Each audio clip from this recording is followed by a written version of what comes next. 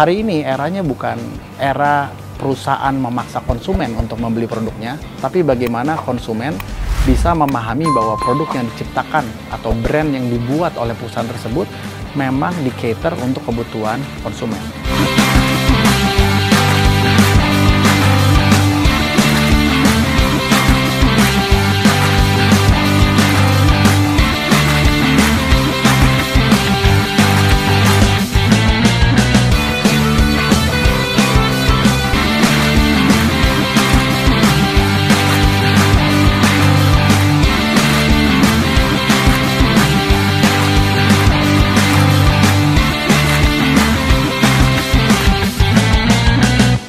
Saya Arto Biantoro. Saya seorang aktivis brand yang telah mengamati dunia brand sejak 20 tahun yang lalu. Pertemuan saya dengan begitu banyak brand membuka wawasan saya, mempelajari bahwa begitu banyak brand membangunnya dengan cara yang berbeda-beda. Saya akan mengajak Anda untuk berpikir kembali tentang proses membangun brand dan hal-hal seru yang belum pernah Anda dengarkan di dalam dunia brand.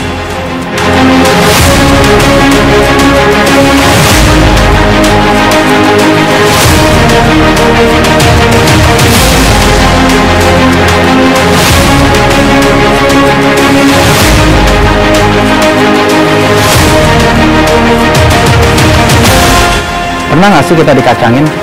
Saya pernah. Ini adalah episode yang membahas bagaimana caranya kita nggak dikacangin lagi.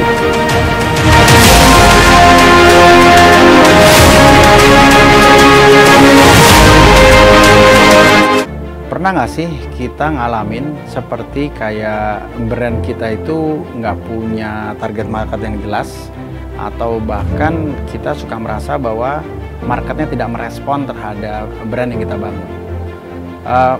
Itu hal yang wajar sekali karena Indonesia punya begitu banyak brand dan begitu banyak konsumen yang punya banyak pilihan.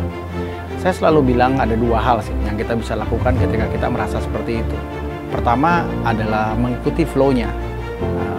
Tidak semua brand harus punya pasar yang sudah targeted di saat-saat awal brand itu dibangun.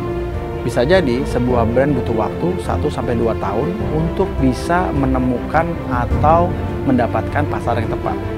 Jadi caranya biasanya brand-brand baru ini mereka menebarkan jaring ke berbagai segmen pasar dan melihat setelah 1 atau 2 tahun siapa pasar yang paling kuat atau pasar yang paling menyerap produk atau jasa kita.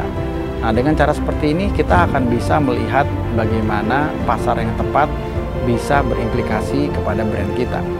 Dan ini butuh pemahaman dan juga butuh proses yang membuat kita harus mengadjust setiap brand kita atau setiap produk kita pada saat kita berhadapan dengan pasar ini. So itu adalah hal yang wajar dan kita bisa mencoba cara itu untuk bisa mendapatkan pasar yang pada akhirnya sesuai dengan pasar kita. Itu yang pertama.